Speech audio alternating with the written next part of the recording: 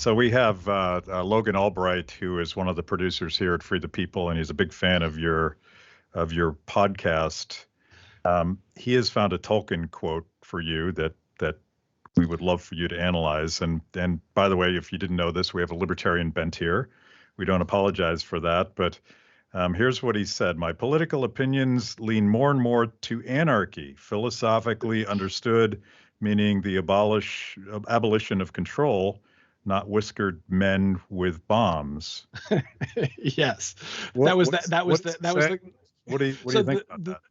The whiskered men with bombs thing, like that's when you said anarchist he wrote that letter it's from one of his letters, which dates from, I think, the 30s.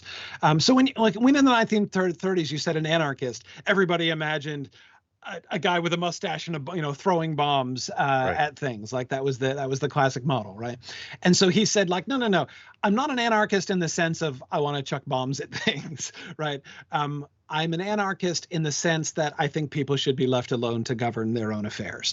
And within the world of the Lord of the Rings, the Shire is pretty much his anarchical ideal, where there is almost no government of any kind. I mean, he explicitly says they had no government, they have no police. That's not how the Shire works. Like, everybody takes care of their own business. If there's enforcement of rules that has to happen, it happens within families primarily.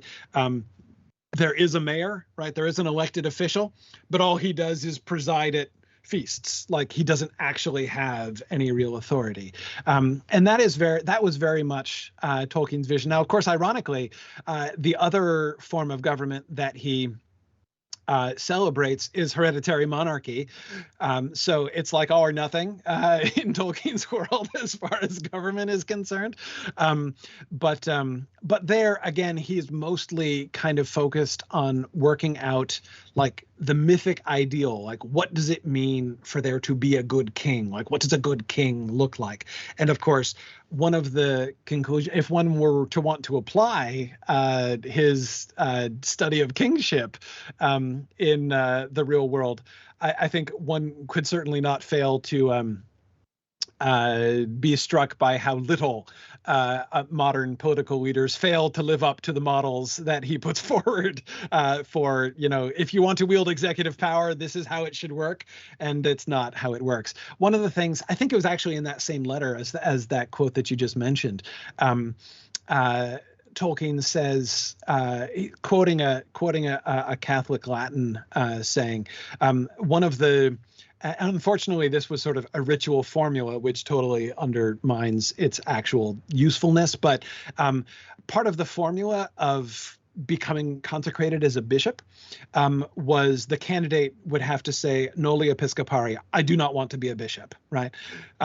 If you sought power, you were disqualified, right? That was part of the ideal. And again, it becomes formalized. And so the person who wants power knows they have to say they don't want power in order to get it.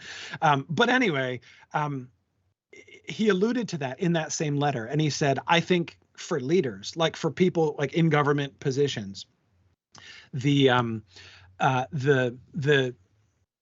primary requirement as of old should be noli episcopari. That is, the only people that you can trust as leaders, as political leaders, are the people who don't want political power, the people who don't want to be in charge.